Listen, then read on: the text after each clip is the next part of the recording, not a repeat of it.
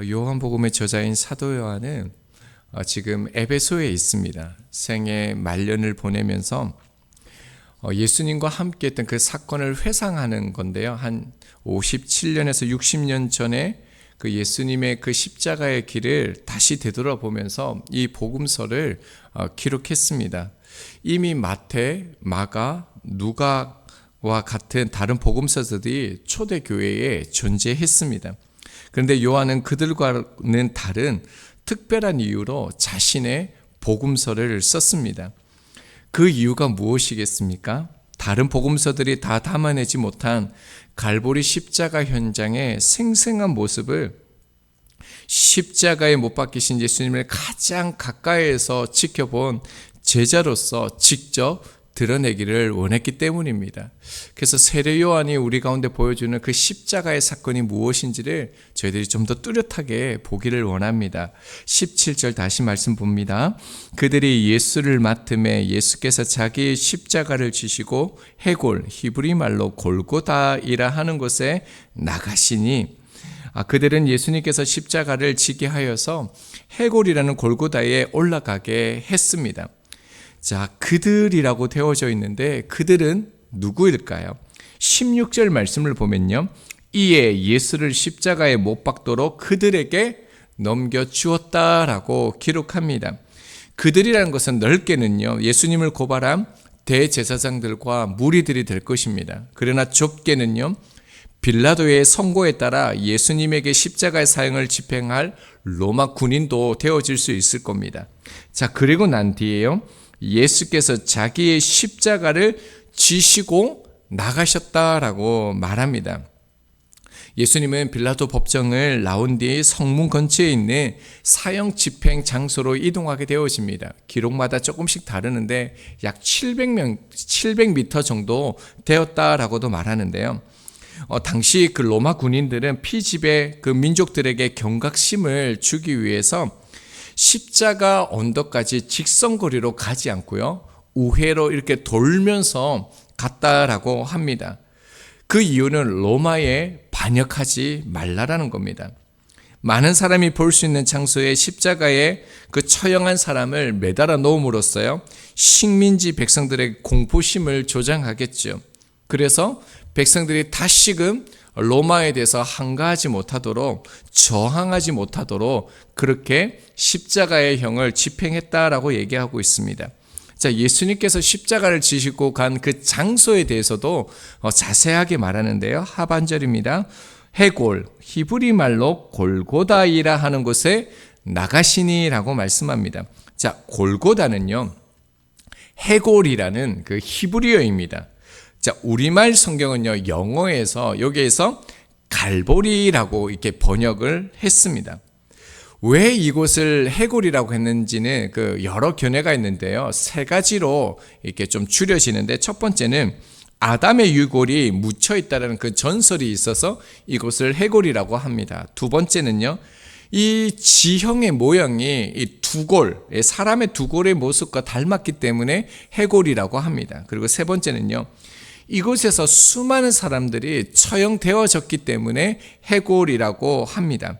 자, 분명한 것은요, 이곳은 부정한 곳입니다. 유대인들이 쳐다보지도 않는 그런 장소였다라는 것입니다. 자, 이것이 오늘 본문인데요. 사도 요한은 이토록 중요한 그 예수님께서 십자가의 길을 걸으시는 그 골고다의 길을 걸으시는 이 정말 위대한 장면, 그리고 아름다운 장면, 정말 구속사에서 너무너무 중요한 이 장면을요, 단 한 줄로 이렇게 기록하고 있습니다. 다른 공간서를 보면요, 또 다른 사건들이 있었는 것을 알 수 있는데요. 이때 구레네 사람 시몬이 예수님의 십자가를 지고 함께 십자가의 길을 동행하였음을 알 수가 있습니다. 대표적으로 마가복음 15장 21절과 22절입니다. 마침 알렉산더와 루포의 아버지인 구레네 사람 시몬이 시골로부터 와서 지나가는데 그들이 그를 억지로 같이 가게 하여 예수의 십자가를 지우고 예수를 끌고 골고다라 하는 곳, 번역하면 해골의 곳에 이르러라고 얘기하고 있습니다. 여러분 지금 시몬은요 자신이 원하여서 십자가를 진 것이 아니죠. 이 구레네 시몬은요 구레네에서 내려와서 예수님이 십자가를 지고 골고다 언덕으로 오르는 것을 무리에 섞여서 그냥 구경만 하는 사람이었습니다. 앞서 주님께서 채찍질 당하신 것을 우리가 살펴보았는데요. 사람으로서 보이지 않는 예수님이라는 것을 알아보지 못할 정도로 살점을 찢기지는 매우 잔혹한 형벌을 당하셨죠. 그래서 빌라도가 뭐라고 얘기합니까? 5절 하반절을 보면요. 빌라도가 그들에게 말하되 보라 이 사람이로다 하며, 여러분 이게 예수가 맞느냐는 겁니다. 도저히 알아볼 수가 없었다는 거죠. 이 말은요 예수님께서 십자가를 지고 도저히 갈보리산 꼭대기까지 올라가실 수 없을 정도로 몸이 망가졌다라는 겁니다. 자, 그래서요 시몬이 로마 군인들에 의해서 강제로 십자가를 받아진 것이죠. 자, 그런데도요 여러분 흥미롭지 않습니까? 사도 요한은 이 구레네 시몬을요 언급하지 않습니다. 이제 그리고 우리가 이 구레네 시몬을 살펴보면 구속사에서 또 구원에 관하여서 우리가 어떠한 십자가를 져야 될지를 잘 보여주는데 요한은 이것을 생략했다는 겁니다.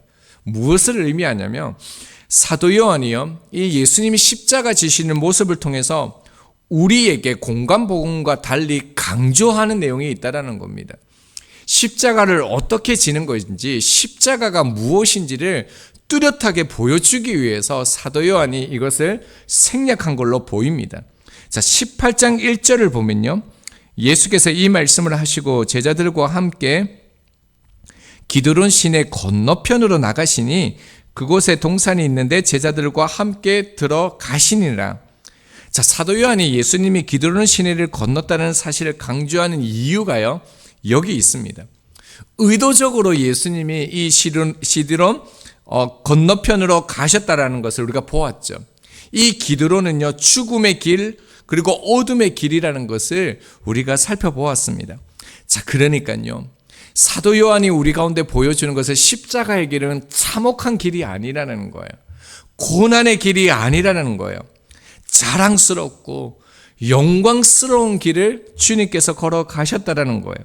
주님은 공생의 가운데 자신이 이 십자가의 죽음을 받게 될 것이라는 것, 그리고 영광의 시간으로 내가 이 길을 걸어갈 것을 말씀하셨습니다. 그리고 주님께서는 가르치시는 대로요 자발적으로 자랑스럽게 이 길을 걸어가셨다라는 거예요.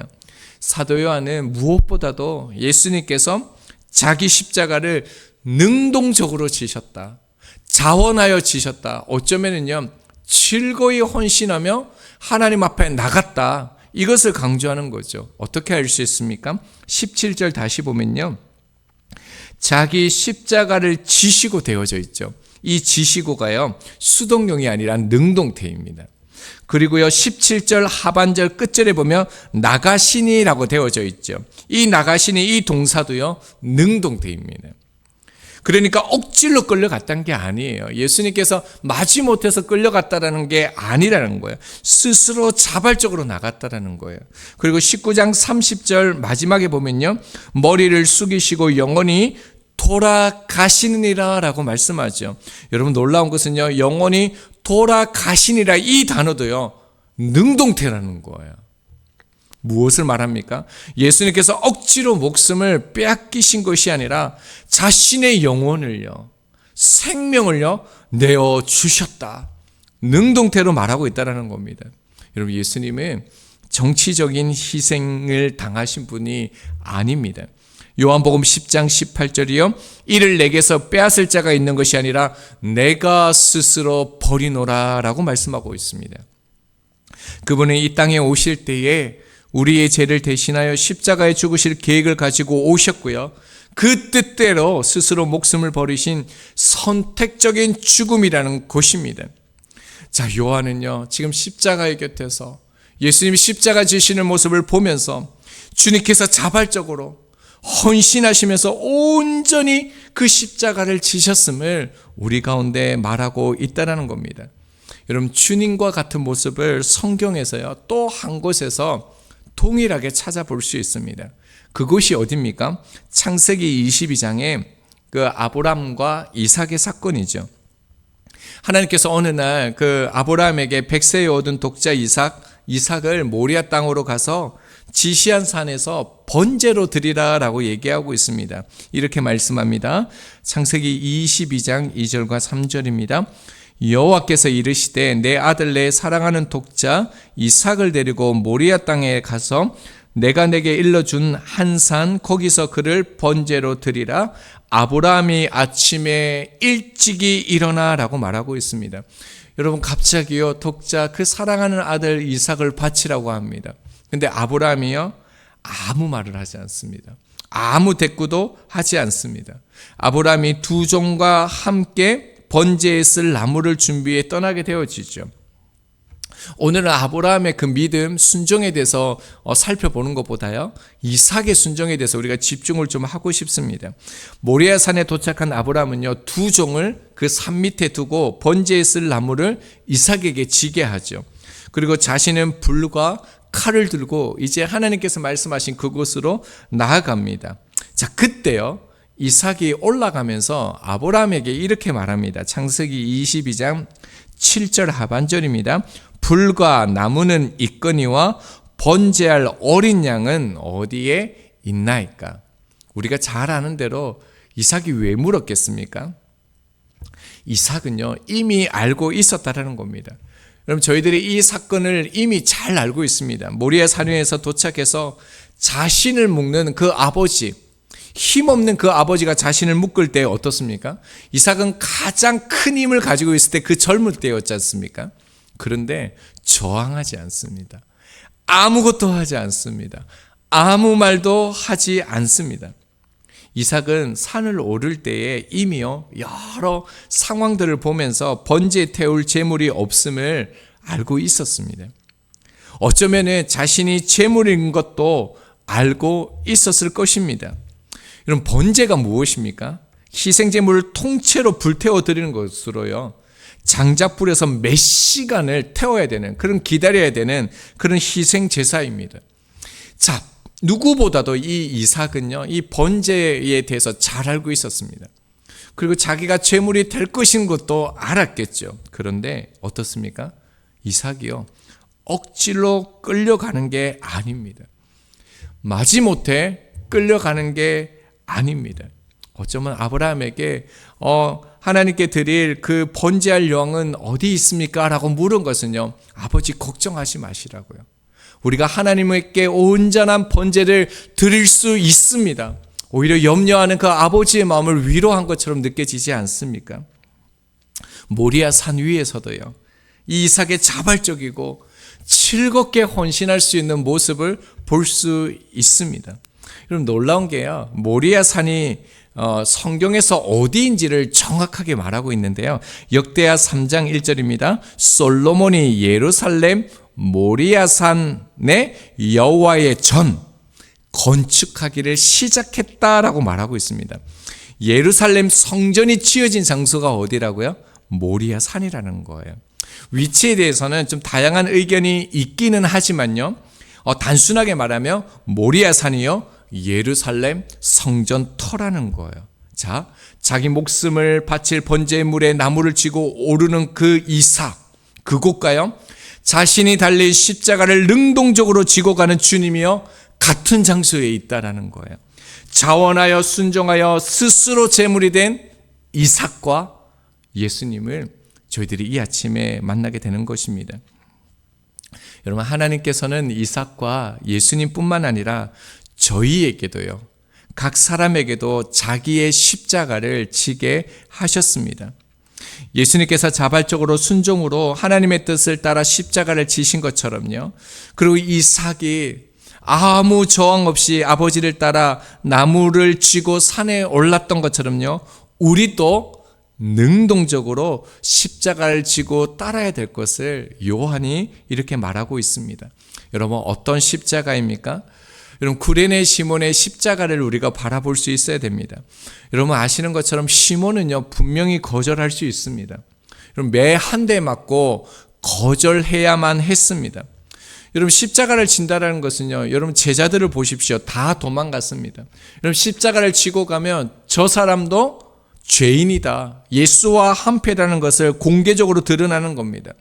평생의 수치로 여기면서 살아가야 됩니다. 여러분, 거기에서 끝나지 않습니다. 가문은 몰락합니다. 그의 자녀들은 미래가 없습니다. 그런데 여러분, 구레네 시몬은요, 거부하지 않고 선택해서 십자가를 졌다라는 것을 우리가 잊지 말아야 됩니다. 그리고 난 후 이 구레네 시몬에 대해서 성경은 이렇게 기록하고 있습니다. 로마서 16장 13절입니다. 바울이요, 루포와 그의 어머니에게 문안하라. 그 어머니는 곧 내 어머니라. 얼마나 전율이 느껴집니까? 여러분, 시몬의 아내가요, 사도 바울에게는요, 어머니와 같은 존재가 되었다. 성경이 강조하고 있습니다. 여러분, 그의 가족들 역시 주님을 영접하여 그리스도인이 되었음을 성경이 말하는 거죠. 우리가 주목해야 될 것은요, 구레네 시몬이 십자가를 질 때 예수님의 기적을 본 것이 아니다라는 거예요. 예수님의 능력을 본 게 아니다라는 거예요. 단지요, 십자가 나무를 지고 주님과 함께 걸었는데, 여러분, 이런 은혜가 주어졌다는 겁니다. 여러분, 저희들이 일평생 묵상해야 할 한 가지가 있다면 그것이 주님의 십자가입니다. 우리를 대신해 십자가에 죽으신 주님을 우리가 바라보고 또 묵상하고 알아가면 갈수록요, 오늘 찬양의 가사처럼 이런 일 다 할 수 있나 주가 물어보실 때 죽기까지 따르오리 성도 대답하였다. 이 고백이요, 저희들의 신앙 고백이 될 겁니다. 그리고 저희의 삶, 또 우리의 삶 속에 구현하는 그런 저희들의 삶이 될 것입니다. 십자가를 지고 다른 구레네 시몬에게 주님을 영접하는 은혜가 주어졌습니다. 그리고 자신을 번제로 온전히 드린 이삭을 위해 번제할 양을 하나님께서 준비하셨죠. 그리고요, 십자가 지신 주님을 하나님께서 부활의 만왕의 왕으로 세우셨습니다. 십자가를 지고 가는 저희들에게는 하나님께서 무엇을 주시겠습니까? 저희들이 십자가를 짐으로요, 직접 받으시는 저희가 되기를 소망합니다. 우리 함께 기도하겠습니다.